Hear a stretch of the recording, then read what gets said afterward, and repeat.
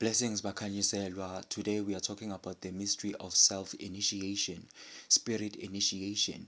What is a self-initiate? Short answer. A self-initiate is Itwasanarga Moya, one who has been initiated by the spirit. Long answer. When you are a self-initiate, it doesn't mean that you do things by yourself, as if you just decided one day that you're going to be an initiate. No. Self-initiation is much more deeper than that. In truth, there's no such thing as self-initiation, as in you're doing things by your own accord or by yourself. But there is such a thing as spirit initiation, as in ukthwasiswa ngumoya.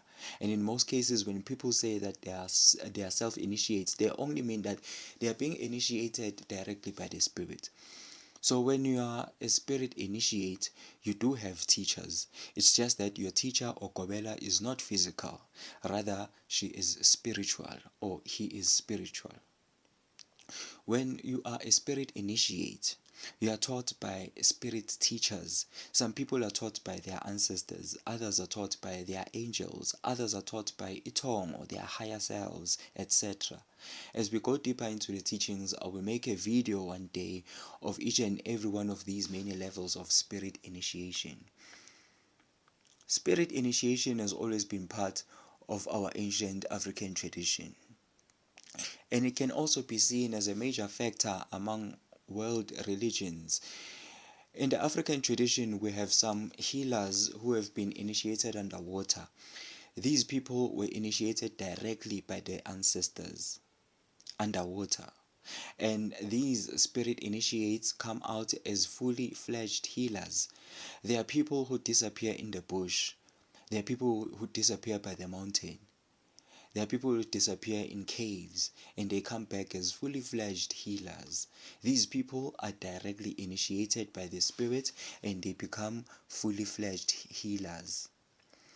Spirit initiation has also influenced many major religions because some of the major religions were created by spirit initiates. For example, in Christianity, we have Jesus Christ, who, according to the Bible, was not taught by anyone.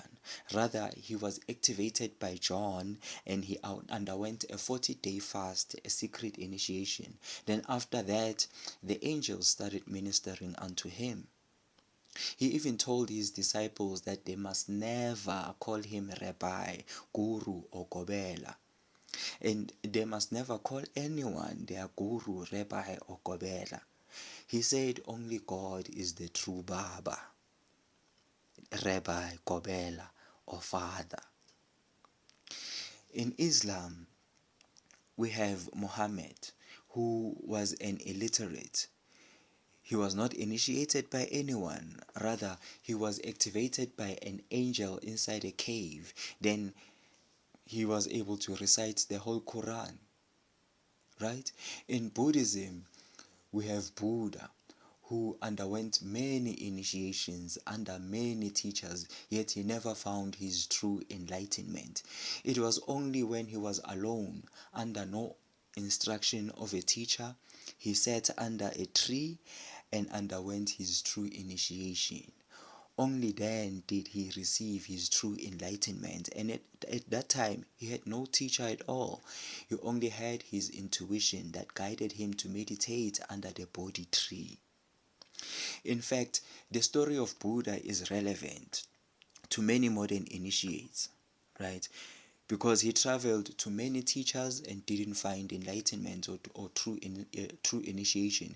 He only found it when he was alone under the guidance of the Spirit. This story is a code. It is similar to the stories we hear about spirit initiates who went from Kobela to Kobela without finding true initiation or true healing or true enlightenment. Then ultimately, the spirit initiate receives a revelation that makes them realize that they are not supposed to go to any Kobela for their initiation. Rather, they are called to be spirit initiates. This is when they find their true initiation, their true enlightenment. This is the story of Buddha repeating itself in a modern day context. Indeed, there's nothing new under the sun. Just like spirit initiation, it is nothing new under the sun. Rather, it is the foundation of all spirituality. Even if we were to ask ourselves, who initiated the first Twasa? Who initiated the first initiate? We have no choice but to realize that it is the ancestors, it is the gods, it is the spirit, it is even maybe the spirits. So spirit initiation is the beginning of spirituality, and it is the end of spirituality. It is a type of initiation that dates back to the beginning of spirituality when humans walked with the ancestors in the ancient time of Amator. Credo Mutwa tells us about a lineage of initiates who are called the Holy Ones of Kariba. It is said that the second generation of the Holy Ones of Kariba, who were led by Kemba, these initiates mutilated their tongues and went deeper into the mysteries of the spirit. As a result, their power of healing, their power of divination, their mental powers were unequaled in all of Africa. They reached a very high level of initiation. The Holy Ones of Kariba were a group of high spirit initiates. They were not taught by anybody but by the spirit. Imagine we are a group of initiates and we all decide to remove our tongues. Who is going to be there to instruct us? And who among us is going to teach who, as we are all speechless? In this case, it can only be the Spirit that reveals the mysteries to us. So the Holy Ones of Kariba were but a group of spirit initiates. Spirit initiation, ukuthwasiswa ngumoya, is very ancient and very sacred. It inspired most religions and most traditions. It is a part of the new revelation of the new cycle. That is why we shall see more and more people rising as spirit initiates as time goes. Zao.